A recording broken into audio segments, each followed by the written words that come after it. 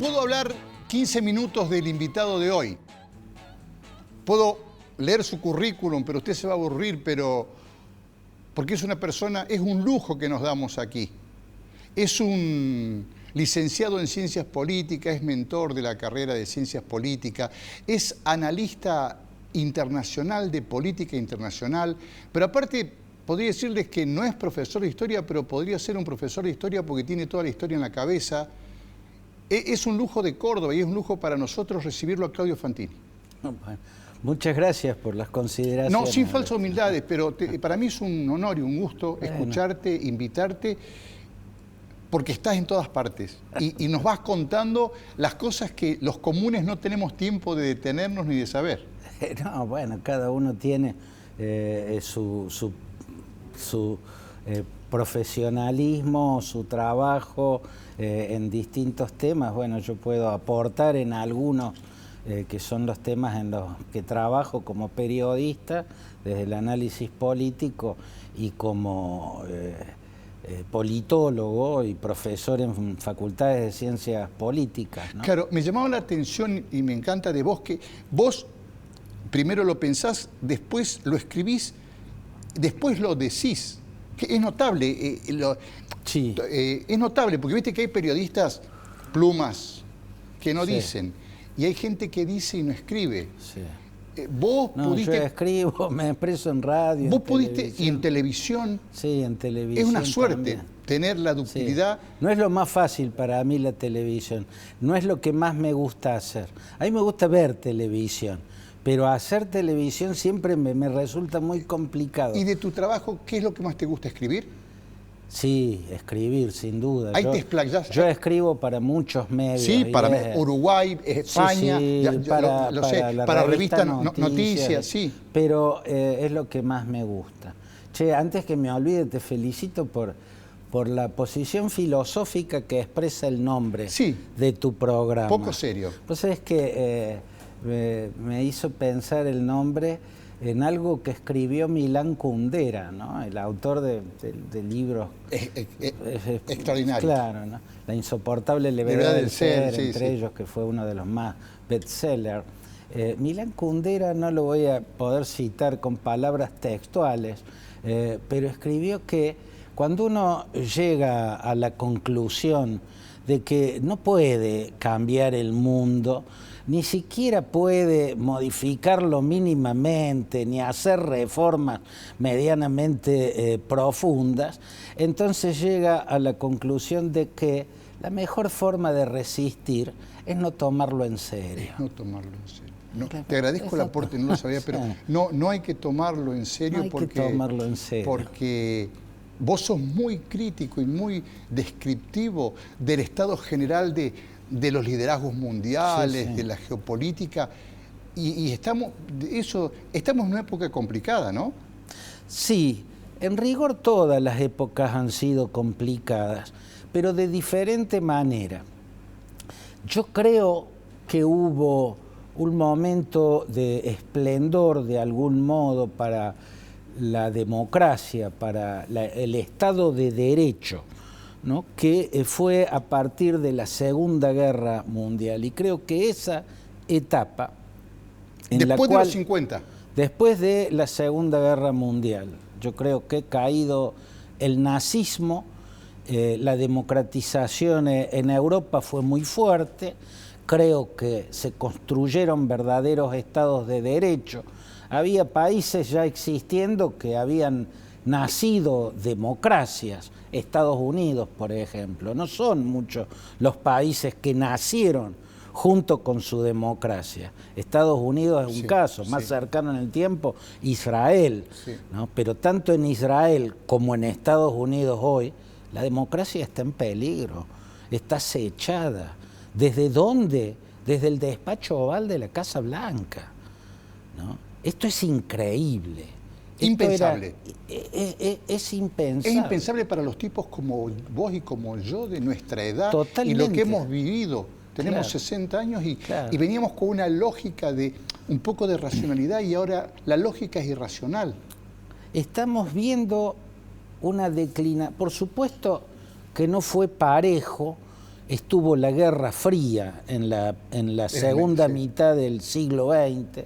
La Guerra Fría facilitó el nacimiento de dictaduras o la irrupción de dictaduras en el hemisferio sur del mundo en general, en particular en Latinoamérica, pero siempre los referentes del Estado de Derecho estuvieron en Europa, en la Europa occidental, en Estados Unidos, en Canadá. Eran ideales hacer. Y desde 1948 en Israel también, claro, que tenía el mérito de ser una democracia insular, ¿no? Rodeada de regímenes que no eran democráticos. Hoy está en peligro con uno de los exponentes de lo que yo llamo los liderazgos brutales.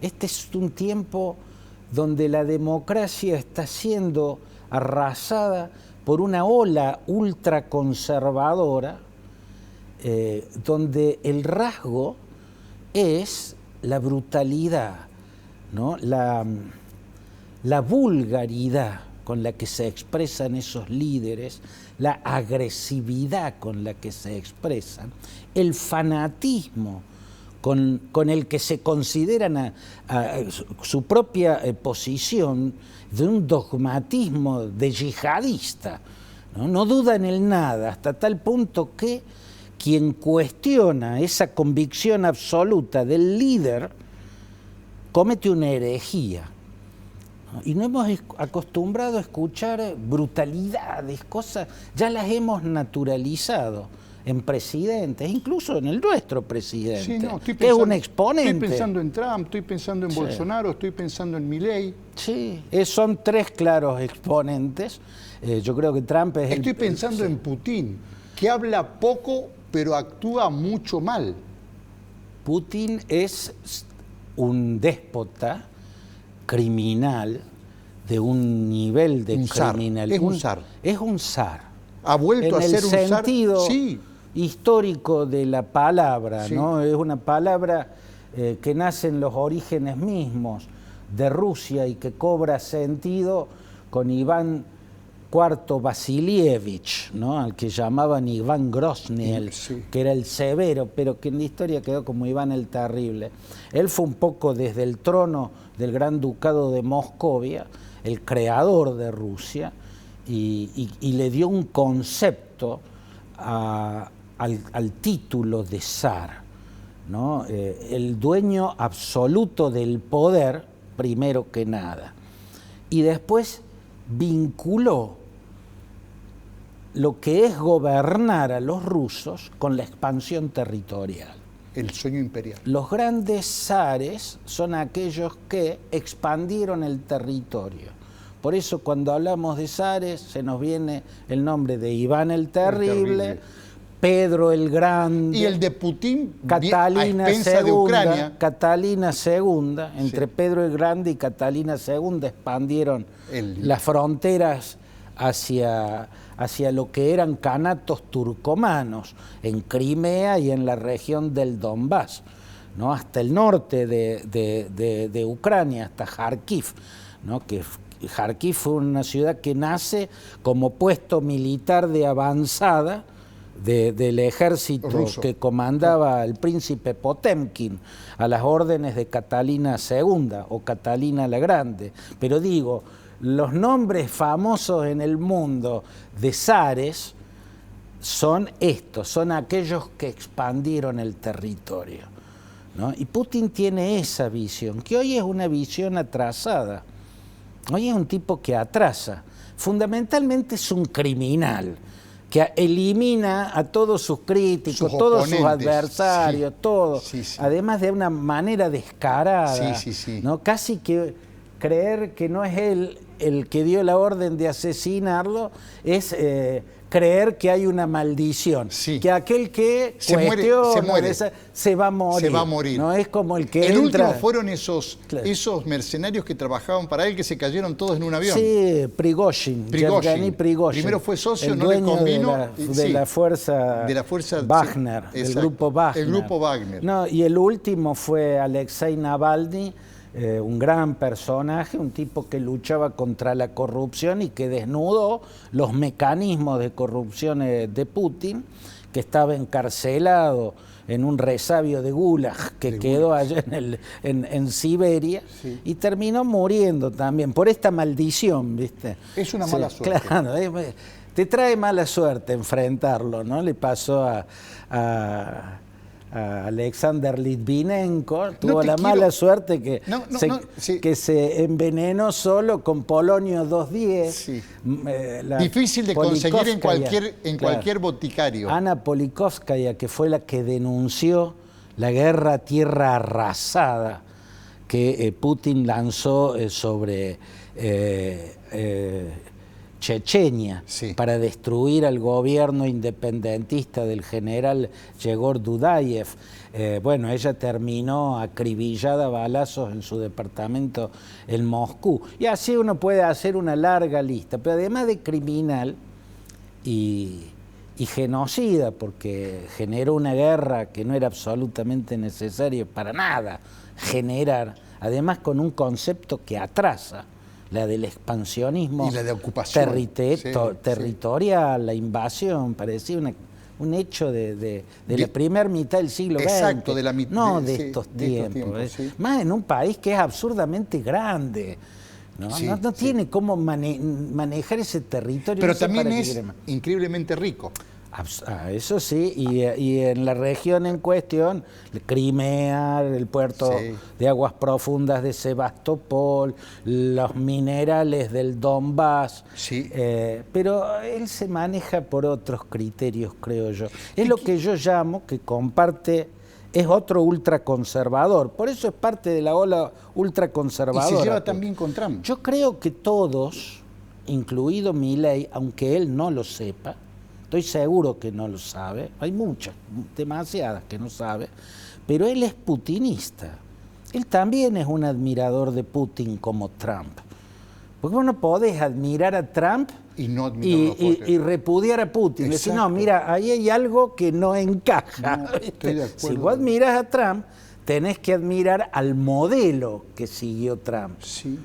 ¿Te das cuenta? El modelo de Trump, el propio Trump, desde las primarias republicanas que lo convirtieron en candidato cuando le ganó a Hillary Clinton, él planteó que su modelo político es la autocracia rusa. No usó ese término. Claro, no usó ese término. Totalmente, no. Pero describió que el modelo de poder en Rusia, el sistema político es mucho más eficaz que el norteamericano. Él desprecia, lo ha mostrado ese desprecio, la democracia norteamericana.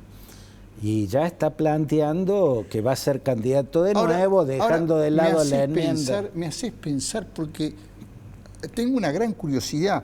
El modelo político, social político de China, que es tan eficiente en términos de economía y de producción, no es democrático y es autoritario. Es autoritario. Y pareciera que el modelo autoritario funciona. Es eficiente en términos de producción, por más que sin derechos humanos, sin libertad de expresión. Absolutamente.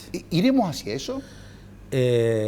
Yo creo que Putin, no digo llegar hasta a algo como China, es demasiado lo que yo llamo egócrata, para querer compartir el poder con un partido, ¿no? Yo la llamo egocracia a los sistemas. La egocracia. La de Trump.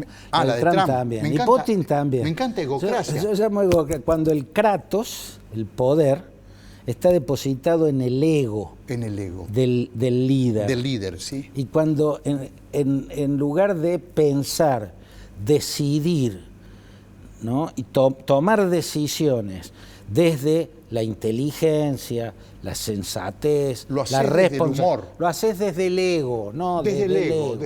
Entonces, primero te equivocás permanentemente. Podemos poner 50.000 ejemplos que muestran que Trump es un genio de nada. Engaña esto no, si llegó a presidente se supone que es un genio, que es brillante, que se la sabe toda. No, hoy se llega a las presidencias de las maneras más insólitas. No hoy, desde hace mucho. Y creo que si seguimos así, va a ser un mal precedente en tu currículum haber sido presidente de un país.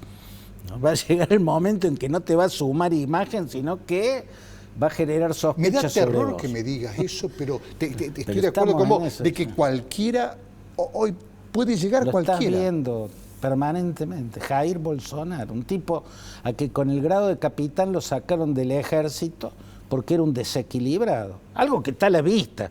No me lo tenían que decir esos informes militares, está a la vista. Fue casi 30 años diputado y ni una sola ley. Nada importante, 30 años. 30 años. Lo único que lo hacía conocido y notable era lo que yo llamo la incontinencia barbárica, ¿no? Bolsonaro siempre tuvo incontinencia barbárica, decía barbaridades, cosas horribles, racistas, misóginas, homofóbicas, cosas horribles. Pero eso lo hizo notable. Eso entraba en un momento, no siempre, no. 30 años no podía salir de donde la estaba. Cámara, claro. No podía salir. En un momento determinado cotizó. Incluso en un país donde la centro-derecha ha dado figuras gigantescas. Claro. Fernando Enrique Cardoso. Fernando Enrique Cardoso, José Serra. ¿No? Y nos podemos poner a nombrar. Tiene mucho, impresionante. Tienen mucho. Bueno, de repente un aparato impresentable, porque es impresentable, como todos los demás que pertenecen a esa raza política, ¿no? a esta ola ultraconservadora, y son lo que vos estás viendo. Son genios, ¿no? Este momento aupa personajes así, o sea, hoy cotiza políticamente tener esos rasgos, pertenecer a los liderazgos brutales, que eso creo yo que es lo que hizo imprescindible y muy valioso el aporte de Francisco en este tiempo, justo en este tiempo. Sí, justo me marcan que termina el primer bloque. Bueno. Un placer escucharte, Claudio. Bueno, muchas gracias. Lo digo porque y vamos a ir al segundo bloque y vamos a ir al Papa fallecido esta semana. Vamos a ir a Francisco y a la visión de Claudio Fantini, quien nos visita hoy en esto que sigue siendo poco serio.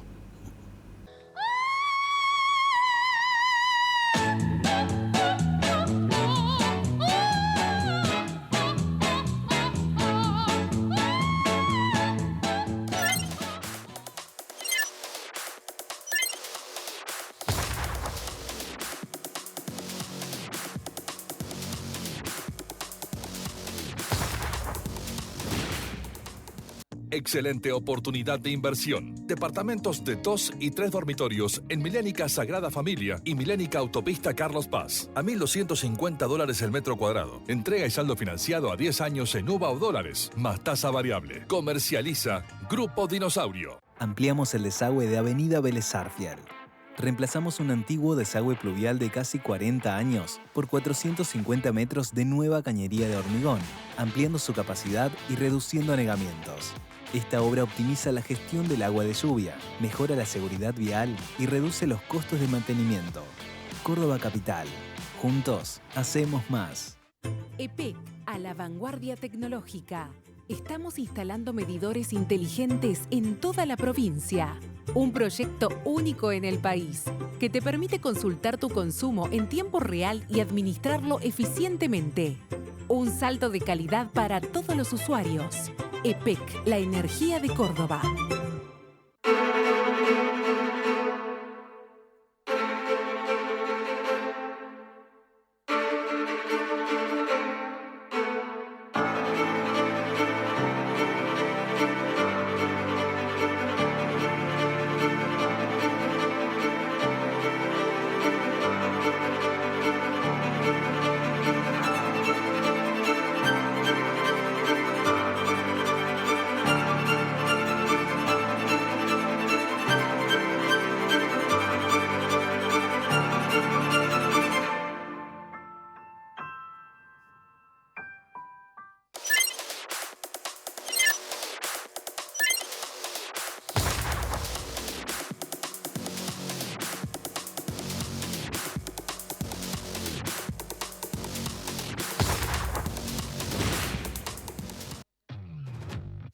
no habríamos podido tener logros como este si no trabajáramos en conjunto, en equipo, alineado a un plan que tenga que ver con el beneficio de nuestra gente, de cada uno de nuestros pueblos. Los hijos de los arroyitenses y de los vecinos de Rollito van a tener la posibilidad de estudiar en un lugar, en una ciudad. Y la obra que lanzamos hoy no es una obra solo para Rollito, es una obra que transforma la región. Esta sede de la Universidad Provincial de Arroyito no va a ser solo la Universidad de Arroyito, sino que va a ser el polo educativo universitario de toda la región. Hay que redoblar la apuesta de seguir trabajando en la obra pública, en beneficio de la gente y en un Estado presente, porque eso es lo que ha hecho grande a Córdoba y también al país en su momento. Así que cuando Rollito empieza a tener sus propios universitarios, formándose en su tierra y quedándose aquí, a hacer a Rollito cada día más grande y más próspera. Arroyito, hoy empieza la universidad, hoy empieza el polo educativo Arroyito para toda la región y para toda nuestra gente de Córdoba. Muchas gracias.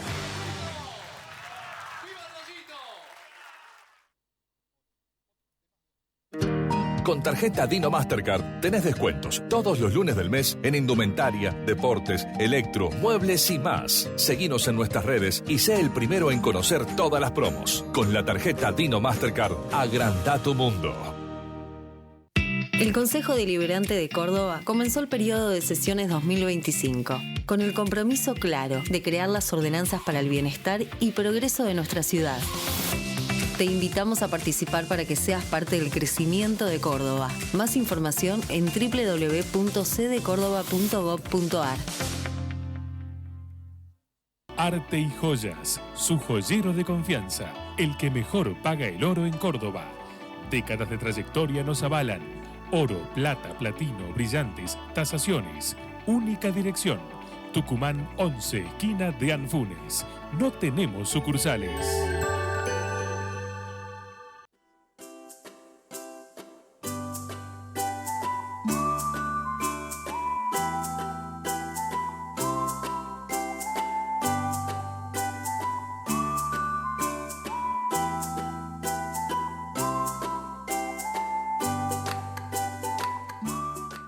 Milénica Insignia. Conocé el lugar en que querés vivir. Departamentos de 1, 2 y 3 dormitorios con cochera en la torre de mayor altura de zona norte. Entrega y saldo financiado a 10 años en UVA o dólares, más tasa variable. Mirá más en milenicainsignia.com. Comercializa Grupo Dinosaurio.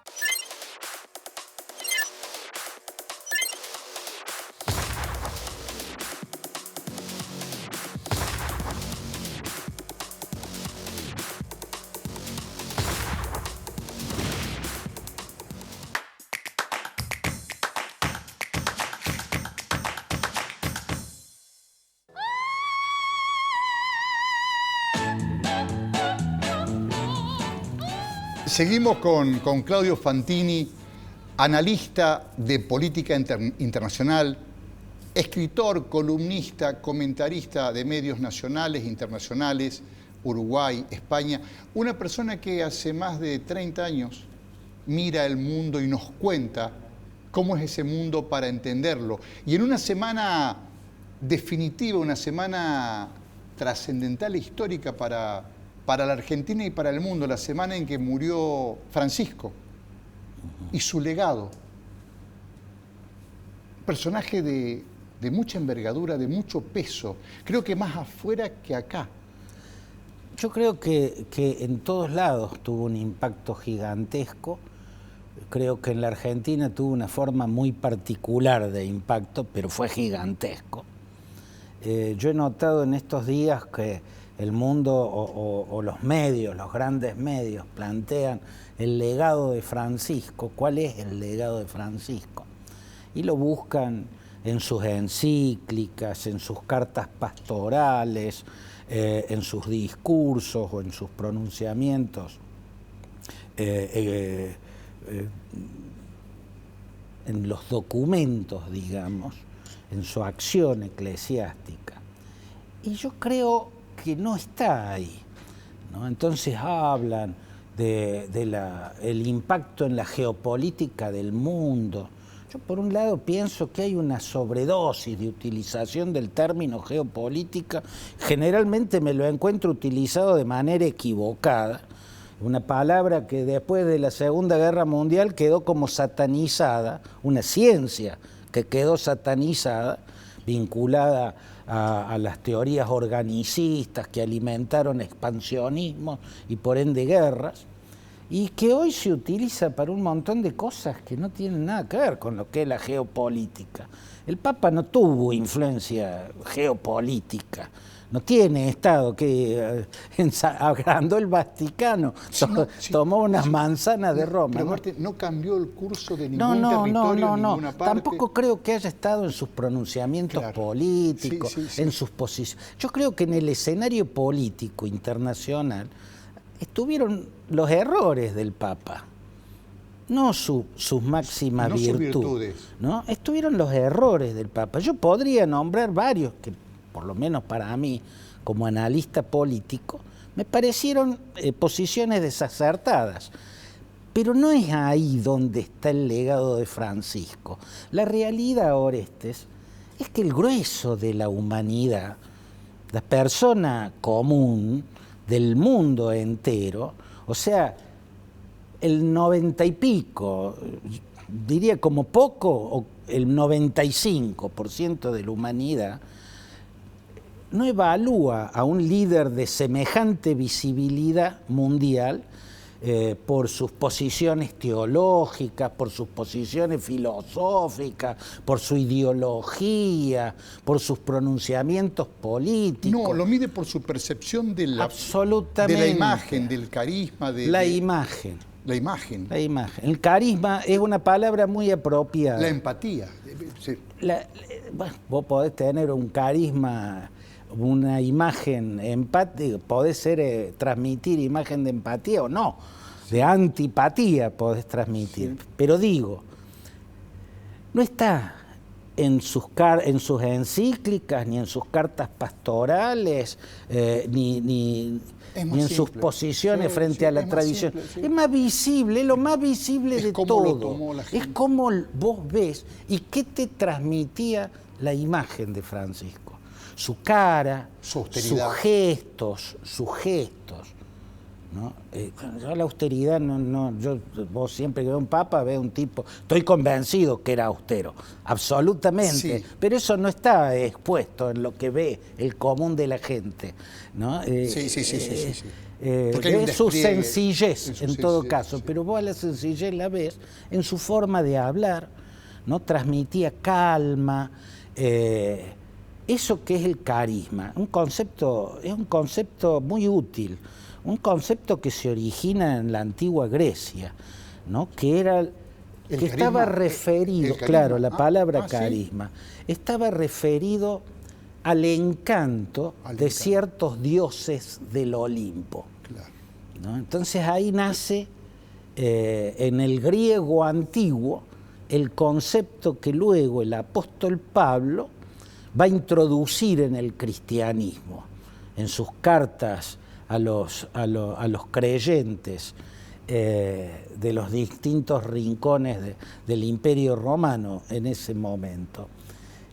Y ya lo incorpora al cristianismo con una significación más específica y un poquito, si se quiere, también no del todo conectada con su origen, aunque sí tiene que ver con su raíz etimológica que está en la polis griega antigua, que es quien tiene el don divino, ¿no? El don divino respecto a la comunidad que preside, claro, o con la que tiene contacto, o ante la cual es visible, claro, ¿no es cierto? Claro. Bueno, no todos los papas, Pío XII, Eugenio Pacelli, era un aristócrata, ¿no? Que se hacía hacer los trajes papales por los sastres de su familia, y los zapatos se los confeccionaban también especialmente para él. Llevó su propio médico al Vaticano, no los médicos del Vaticano, ¿no? Y por eso pasó lo que pasó en su funeral, explotó su cadáver adentro del féretro, casi se infartan todo el mundo, ¿no? Que en el féretro, después, porque estaba mal momificado, porque él lo hizo momificar por su médico por personal, su propio, claro. y no era del todo bueno Claro. momificando. La cuestión es que quien transmitió una bondad gigantesca, pero en un tiempo donde los papas eran menos visibles, porque no estaba la televisión, y porque no tenían tanto, no había los medios Claro, no había tanta audiovisuales multiplicación de imágenes, de claro. ahora, fue Angelo Giuseppe Roncalli, el Papa Juan XXIII. El Papa Bueno. El Papa Bueno, como lo decían, ese ¿Cómo? título Sí, que sí, le sí. dieron, Tenía cara de bueno. te lo dice, sí, además era bueno. Era bueno. Era bueno en términos de la extraordinariedad de ese rasgo. Hay personas, las personas normales tenemos un componente de bondad y maldad más o menos en equilibrio. Ponele que somos más buenos que malos. Bueno, tenemos más bondad que maldad, pero tenemos una dosis de maldad, que es lo que hace que cuando vemos una película disfrutemos de ciertas escenas donde hay crueldad, donde hay... o que disfrutemos, por ejemplo, algo que es muy típico y muy cinematográfico, cuando un personaje muy malvado en una película o en una novela, en un momento determinado tiene una actitud noble, Sí. por lo que fuese. Y nos rompe el corazón. Eso. Nos rompe el corazón. Claro, el personaje de DiCaprio en Diamante Sangriento, Sí, ¿no? sí. Cuando ayuda a ese padre y le termina Sí, te cambia, dando. te moviliza Claro, toda la ahí percepción. es como, Sí. bueno, desde dónde actuó el personaje y desde ese pedacito de bondad que tenía. sí. Pero hay casos que son extraordinarios, no son lo ordinario. Sí. De maldad absoluta, Y sin Francisco- componente de bondad. Sí. De maldad absoluta, o sea, sin Hitler, digamos. No sé si es acertado, pero digamos que... No había aspecto claro, positivo. No, aparentemente, no, entonces no lo para ves. Hitler, matar a un ser humano es lo mismo que pisar una cucaracha, porque estaba imposibilitado de ver un valor en otra vida. Y está la vereda absolutamente de enfrente, el bueno absoluto, aquel que no tiene dosis de maldad.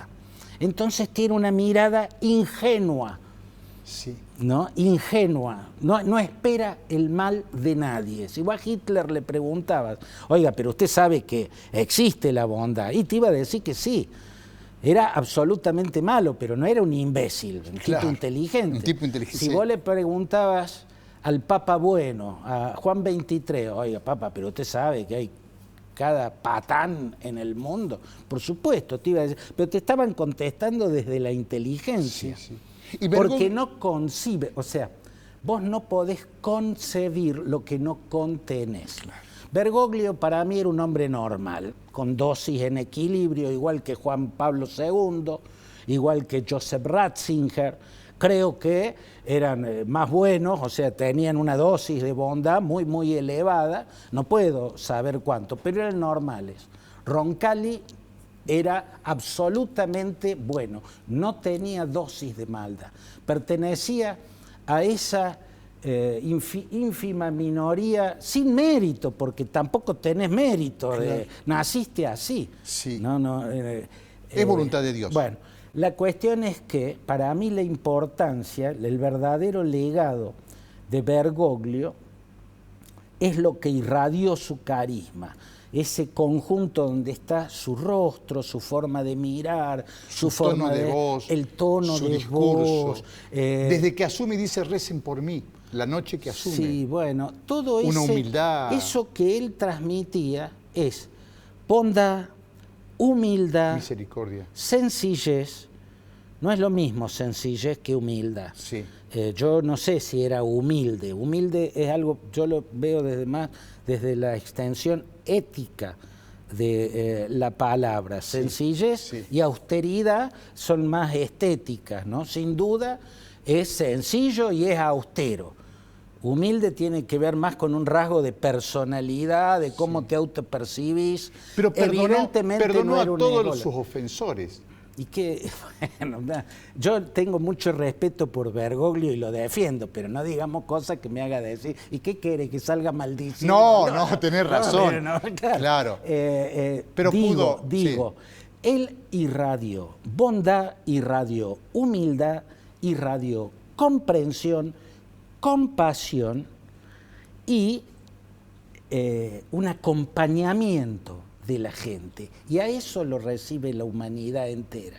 Por eso tenía una muy buena imagen, Es tiempo de inmensa visibilidad y lo que él irradió fue muy positivo, sobre todo en este momento oscuro de la historia, del auge de los liderazgos ultraconservadores que irradian antipatía. Arrogancia. Yo lo llamo los liderazgos brutales. Brutales. Antipatía, amenaza, agresión. Irradian desprecio por los débiles en todos los sentidos de la debilidad. Desprecian la debilidad, desprecian la crítica, la oposición contraria, tienen convicciones absolutas, o sea, son fanáticos, ¿no? Sus convicciones son absolutas, por lo tanto, quien las pone en duda es hereje y los tratan como hereje, le vociferan, lo insultan, le vomitan desprecio encima. Toda esa carga de violencia que expresan los liderazgos en auge, esta ola ultraconservadora donde vemos que se repite esa forma de expresar una ideología que es también lastima o debilita fuertemente la democracia en el mundo. En este momento no hubo mayor contraste contra eso que irradian los Donald Trump que la imagen del Papa Francisco I. Me encanta tu visión y me voy a quedar con ese legado hermoso, positivo y que no está en los papeles. Él es Claudio Fantini, seguimos en esto que es poco serio. Vamos a un corte y le vamos a preguntar a Claudio en el próximo bloque ¿por qué cree él que nunca vino o por qué cree que no vino Francisco a la Argentina? Ya volvemos, vamos a publicidad y volvemos.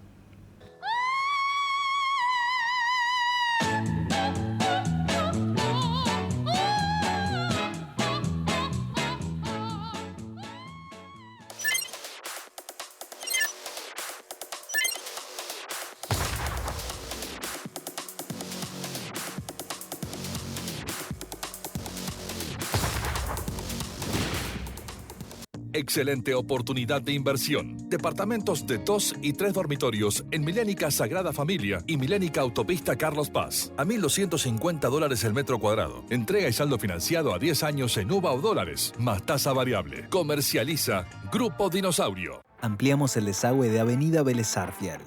Reemplazamos un antiguo desagüe pluvial de casi 40 años por 450 metros de nueva cañería de hormigón, ampliando su capacidad y reduciendo anegamientos. Esta obra optimiza la gestión del agua de lluvia, mejora la seguridad vial y reduce los costos de mantenimiento. Córdoba Capital. Juntos, hacemos más. EPEC, a la vanguardia tecnológica. Estamos instalando medidores inteligentes en toda la provincia. Un proyecto único en el país que te permite consultar tu consumo en tiempo real y administrarlo eficientemente. Un salto de calidad para todos los usuarios. EPEC, la energía de Córdoba.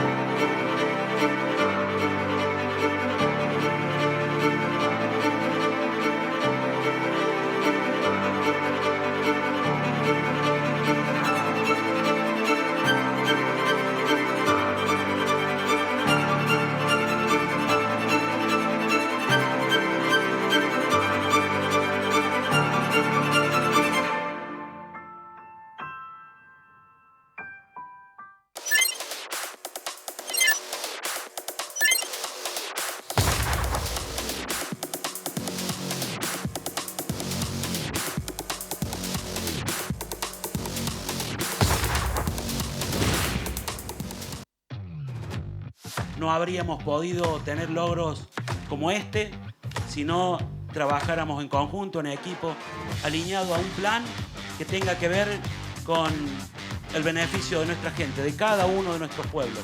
Los hijos de los arroyitenses y de los vecinos de Rollito van a tener la posibilidad de estudiar en un lugar, en una ciudad. Y la obra que lanzamos hoy no es una obra solo para Rollito, es una obra que transforma la región.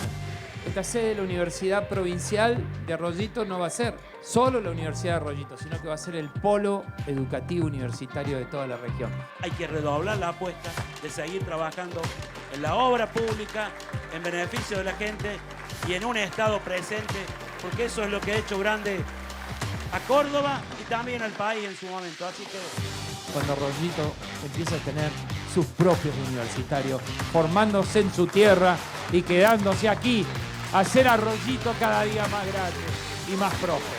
A Rollito, hoy empieza la universidad, hoy empieza el polo educativo a Rollito para toda la región y para toda nuestra gente de Córdoba. Muchas gracias.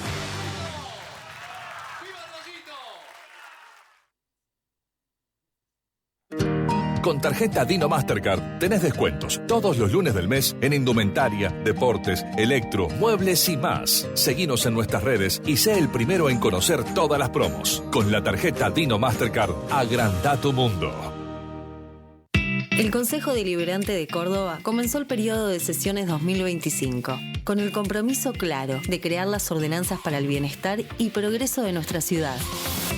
Te invitamos a participar para que seas parte del crecimiento de Córdoba. Más información en www.cdecórdoba.gov.ar. Arte y Joyas, su joyero de confianza, el que mejor paga el oro en Córdoba. Décadas de trayectoria nos avalan. Oro, plata, platino, brillantes, tasaciones. Única dirección. Tucumán 11, esquina de Anfunes. No tenemos sucursales.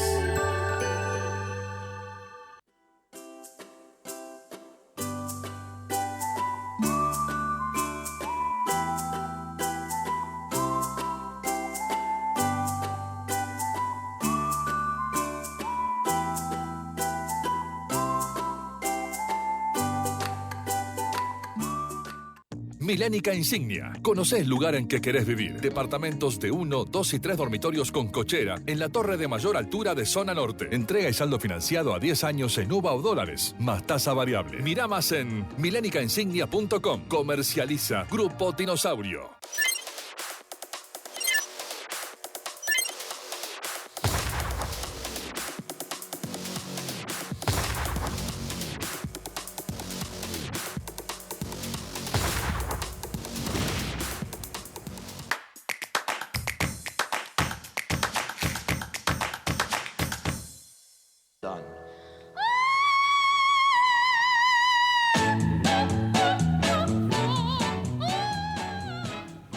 Tercer bloque con Claudio Fantini, en esto que sigue siendo poco serio.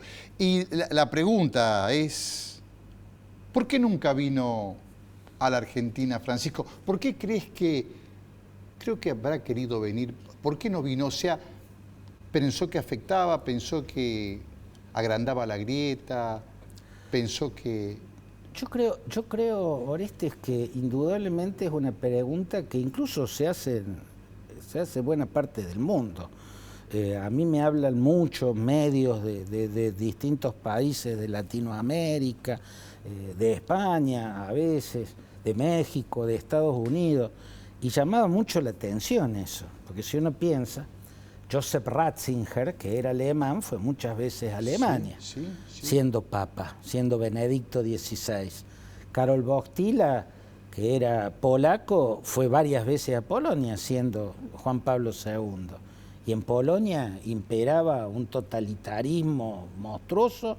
En ese momento había una dictadura mucho más cruda porque era directamente militar, el general Wojciech Jaruzelski. Jaruzelski, te iba a preguntar, claro. Sí. Y fue el Papa Wojtyła en sus viajes a Polonia, su país natal, el que ayudó a Solidaridad y a su líder, Lech Walesa, a tumbar ese régimen. ¿Por qué el Papa argentino no volvía a la Argentina? En la Argentina había una democracia, con sus debilidades, con un gobierno que uno le podía criticar muchas cosas. Yo le criticaba muchas cosas, claro, pero no le iba a comparar con el totalitarismo soviético, sencillamente absurdo. Entonces, no había pregunta... elementos condicionantes tan determinantes como para que no viniera. Sí, no. El elemento es este. En una de esas el elemento era mucho más fuerte que lo que debiera ser un elemento condicionante. Y es lo que está a la vista también, como el carisma del Papa. ¿Qué es lo que está a la vista? La sociedad argentina, igual que la de buena parte del mundo en este tiempo de liderazgos brutales, pero nos hemos acostumbrado a naturalizar todo.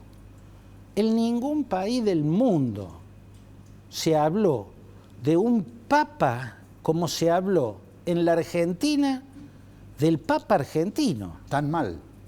Tan mal, pero además desmesuras absolutas.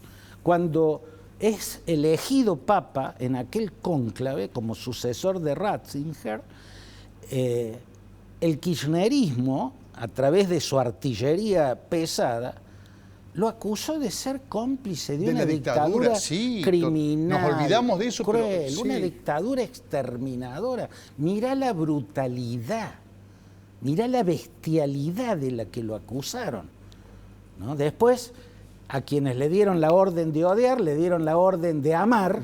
Entonces pusieron a amarlo. Cambiaron todo. Sí, quisieron convertirlo en merchandising del poder de turno, ¿no? Los fotografiaban en Santa Marta, le ponían una camiseta de la Cámpora. Todo impresentable. Pero en todo caso, peor que haber querido convertirlo en merchandising partidario, es haberlo acusado de complicidad con una dictadura genocida. Es una monstruosidad.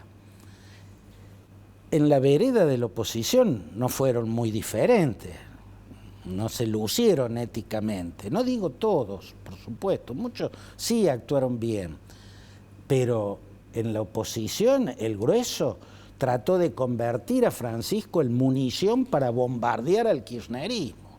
Y cuando no pudieron, se ofuscaron y empezaron a hablar del papa peronista, del papa kirchnerista, del papa pobrista, del papa comunista. Y se llegó al paroxismo de la imbecilidad, pero la más brutal de las imbecilidades, cuando un entonces diputado, que luego se volvió presidente, dijo públicamente, no, antes que eso dijo públicamente que el Papa era un imbécil, un hijo de remil puta.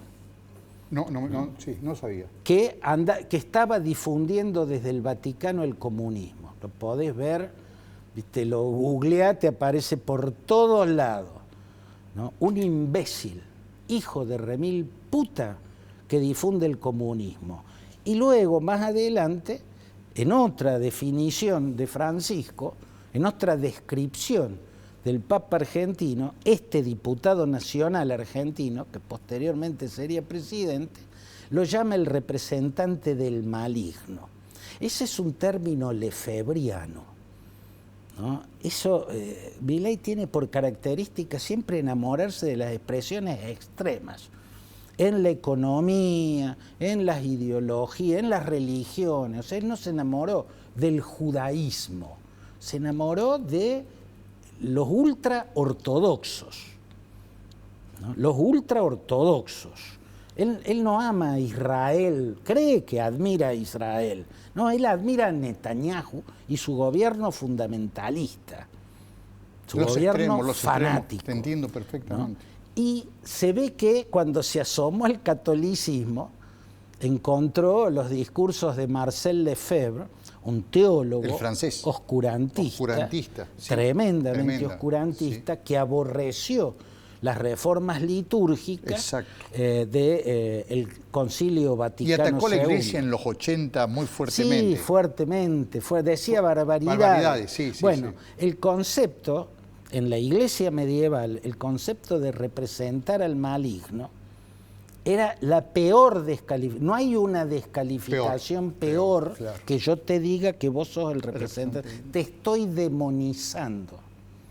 Fíjate el nivel de barbaridad de las cosas que en la Argentina dijeron los gobiernos. Sobre el Papa argentino. Mira, ni Stalin, ni Hitler, ni Mussolini, nadie en el mundo, ni Pol Pot, ni, no sé, agarra el peor de los criminales. Tuvo un nivel de agresión verbal tan grande. Ha dicho cosas tan bárbaras. Claro. Lo más agresivo que podés encontrar de un líder en el mundo sobre un papa era el año 1935, cuando estaba... fue primer ministro francés, Prével, que fue primer ministro francés y fue también ministro de Asuntos Exteriores, y después fue un alto funcionario del régimen de Vichy, sí. Terminó siendo juzgado por traición a la patria y fusilado. Pero era un hombre fuerte de la Tercera República. En ese momento, en 1935, se reúne con Stalin. Ya veía, Francia le preocupaba el rearme de Alemania, entonces estaba buscando, ¿no? Pero en un momento de la reunión, de esa cumbre, este alto funcionario francés le pide que cesen las presiones y persecuciones sobre la minoría católica eslava, porque eso molestaba mucho al Vaticano y, bueno, el Papa, usted sabe, el poder del Papa. Entonces Stalin dijo su célebre frase: sí, los papas. ¿Cuántas divisiones de infantería tiene este Papa? Era Pío XI en ese momento. ¿Cuántas divisiones de infantería tiene este Papa? Eso fue lo más brutal. Lo más brutal. Y es de lujo. Es de lujo, sí. Y Stalin, que era un monstruo. Sí. Un monstruo, un genocida. Un genocida, Entonces, nosotros ya hemos naturalizado todo, Sí. perdimos la capacidad de espanto, menos mal, porque si no nos agarra un ataque de pánico, que saltamos por la borda del país hacia Uruguay o hacia Chile, buscamos agua más tranquila que esta demencia en la que vivimos. Pero que se hayan dicho esas cosas, prueba dos cosas, Oreste, y acá va la respuesta puntual a tu pregunta. Por un lado, creo, y subrayo esta palabra, que Bergoglio no supo resolver la complejidad de ser papa y argentino al mismo tiempo. Pero lo que está claro, no lo creo, lo tengo claro porque está a la vista, absoluta, obscenamente a la vista, es que la Argentina no supo tener un papa argentino. Muchísimas gracias. Y un regalo. Esta es son barras de cereal con yogur para que disfrutes vos con tu familia. Bueno, muchas gracias. Es lo menos que podemos dar para la Muchas gracias, lindo, muy sano. Muchísimas gracias a usted. Se nos terminó el tiempo. Claudio Fantini y este programa para ver varias veces. Buenas noches y muchísimas gracias.